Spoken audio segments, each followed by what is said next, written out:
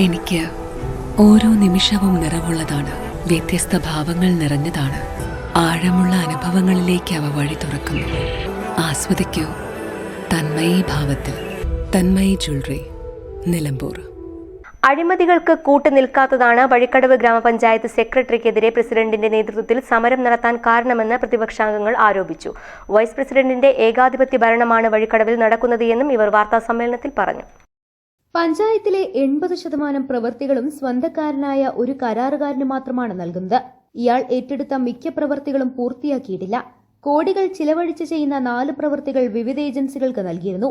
എന്നാൽ ഈ ഏജൻസികളിൽ നിന്നും സ്വന്തക്കാരനായ കരാറുകാരനാണ് പ്രവൃത്തികൾ ഏറ്റെടുത്തത്.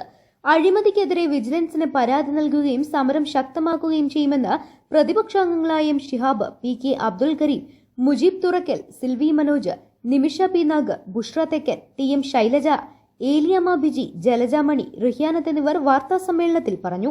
ഇതിൽ ഞങ്ങൾക്ക് പറയാനുള്ളത്, ഇവിടെ അസിസ്റ്റന്റ് എഞ്ചിനീയറും സെക്രട്ടറിയും എന്താണ് നിയമവിരുദ്ധമായി ചെയ്തത് എന്നാണ് ഞങ്ങൾക്ക് ചോദിക്കാനുള്ളത്.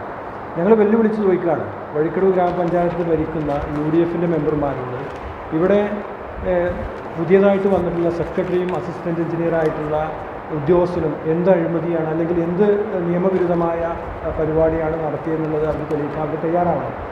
ഇങ്ങനെ കുറേ കാര്യങ്ങൾ ഇവിടെ സൂചിപ്പിച്ചു.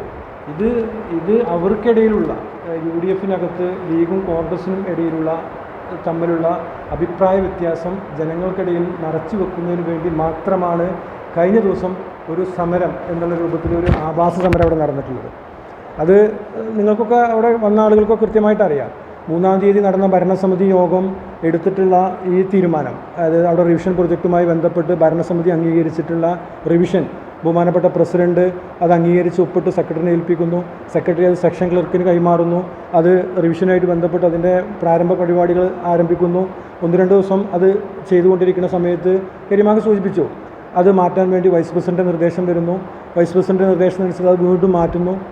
അങ്ങനെ അവർക്കിടയിൽ വന്നിട്ടുള്ള ഈ പറഞ്ഞ ഫണ്ട് വിനിയോഗത്തിൻ്റെയൊക്കെ ഭാഗമായിട്ട് നടന്നിട്ടുള്ള ഒരുമാതിരിയുള്ള ഒരു ഏറ്റവും കുറഞ്ഞ രാഷ്ട്രീയ സമീപനത്തിൻ്റെ ഭാഗമായിട്ടാണ് ഈ പറഞ്ഞ വളരെ കൃത്യമായി ജോലി ചെയ്യുന്ന പഞ്ചായത്തിലെ ജീവനക്കാർക്കെതിരെ അവർ ഇല്ലാത്ത നുണകളും പ്രചരണങ്ങളും നടത്തിക്കാണ്ട് കഴിഞ്ഞ ദിവസം ഒരു ആഭാസ സമരം നടത്തിയിട്ടുള്ളത്.